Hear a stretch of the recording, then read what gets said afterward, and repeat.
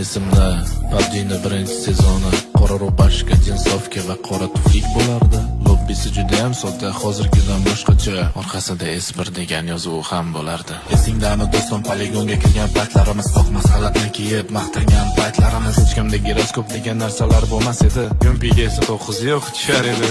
Pachinki ko'chalari, 100 talat parashyutlar biz uchun bootcamp edi. Shelter Sosnovka, hozirgilarni xabari bormi yo'qmi bilmadim. AKM va Turizm 6 ga 8x tushganim. Oldinlari danat degan narsalar hech bo'lmasdi. Kim danat qilgan bo'lsa ustidan kulishar edi. Chiqqanda birinchi bor Faravon ruletkasi deganman birinchi marta, bu endi nimasi? Erangilda bo'lardi tungi ko'rish ko'z oynaga. M24 pulemyot robdan chiqar edi. Uvozikda yotgan odamni bossa o'lmas edi. Uvozikda esa mana bu ashula miyaga dam berardi.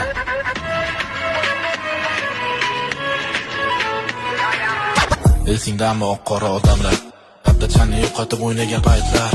PUBG'da o'zbek serveri umuman bo'lmasdi. Kim Rossiyada o'ynasa hamma havas qilasdi. Oldin park desa poligondek tushunardik. Sababi hozirgidek hech kim parkda tanishmas. Hozirgi sportkalar xayolda ham yo'q edi. Bitta mashinga skin bo'lsa shu yetardi.